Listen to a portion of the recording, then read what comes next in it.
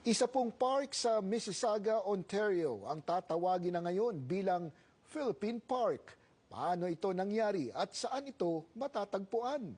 Alamin sa report ni Kisha Balatbat. Mula sa dating Max Ward Park, pinalitan na ang pangalan ng park na ito sa Mississauga, Ontario at tinawag na itong Philippine Park.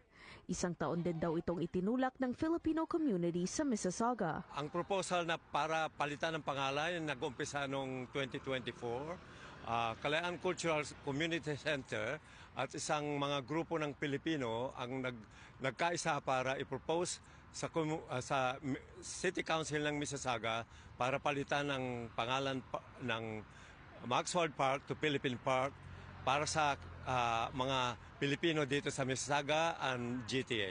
Ayon sa mayor ng syudad, kumuha naman sila ng permiso sa pamilya ni Max Ward bago pinalitan ang pangalan. This was originally Max Ward Park, named after a man who had his own Ward Airlines. And his wife and his children are still alive. We contacted them. We said, would you mind if we move the name from here to the one where they observe the planes going in and out at Danville? And they said, absolutely. They were very honored. And they were very honored it was being named after such a wonderful community. Ayon sa isang city councilor na tumulong sa pagpapalit ng pangalan, agad nilang ipinasa ang mosyon ng komunidad at lahat ng councilor ay bumoto pabor sa Philippine Park.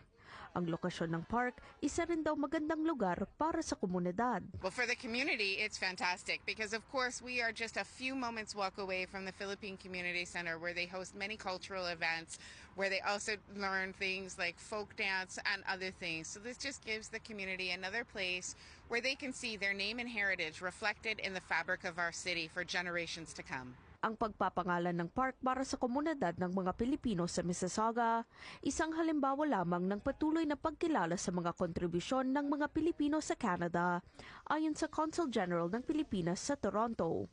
Matatanda ang isang araw pa lamang ang nakakaraan nang itayo rin ang rebulto ni Dr. Jose Rizal sa Niagara Falls. Ito ay makakatulong dahil it gives visibility to our Filipino community.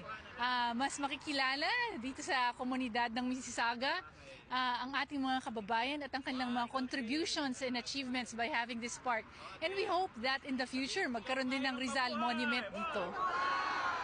Excited na raw ang komunidad na magamit ang Philippine Park at patuloy na pagandahin ito.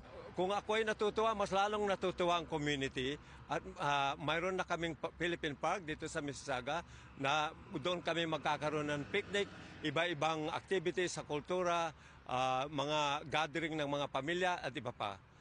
Sa susunod na pagkakataon ay mga Pilipino ay magkakaisa para i-improve itong park na ito. Makikita ang Philippine Park sa hilaga ng Matheson Boulevard East sa gitna ng Satellite Drive at Orbiter Drive sa Mississauga. Kisha Balatbat, Omni News, Toronto.